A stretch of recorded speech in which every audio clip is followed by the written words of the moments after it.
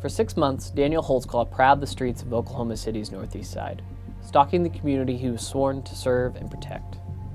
Holtzclaw prowled the dimly lit nighttime streets of one of the state's poorest neighborhoods, engaging in an escalating level of sexual assaults. The incidents took place in private residence and abandoned schools, in a police car parked on streets or in empty lots, authorities say. Crimes advanced from groping to oral sodomy to rape. The victims ranged in age from 17 to 58. The attack stopped in June only after Holtzclaw assaulted a woman who immediately reported the incident to police. You had said, and we told you that there was a traffic stop, Right.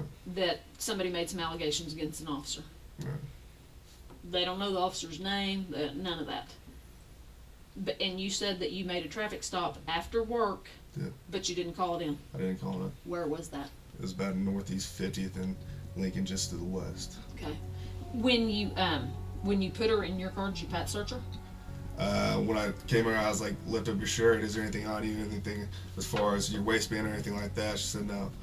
And then I put her in the vehicle and went from there. Asked her everything. Did your hands go on her at all? I backhanded her on as far as the side. Where on her body? Tell me. You backhanded Her waist, and the back portion. I didn't touch her butt or anything, but the back portion of the waist. And then she lifted it up like right here, and there's nothing. Did she on lift it up like this? No. Okay.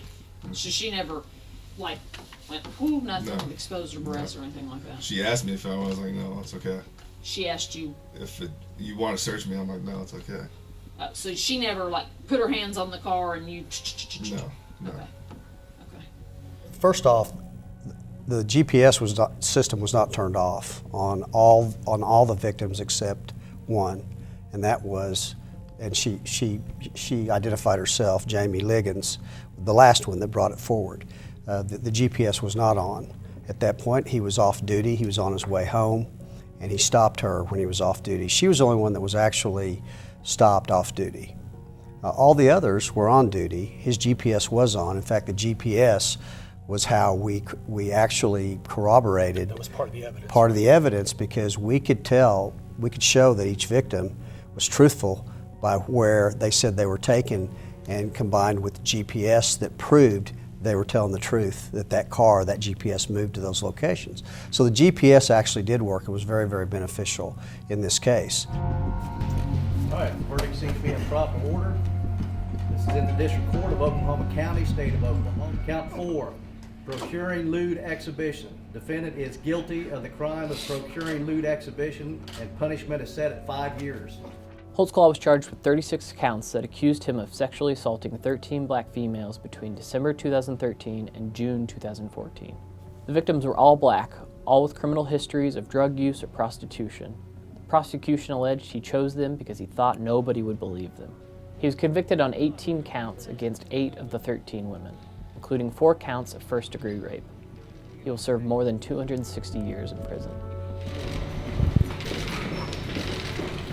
Do you have anything to say, Daniel Holtzclaw? This is the story everyone knows about Daniel Holtzclaw.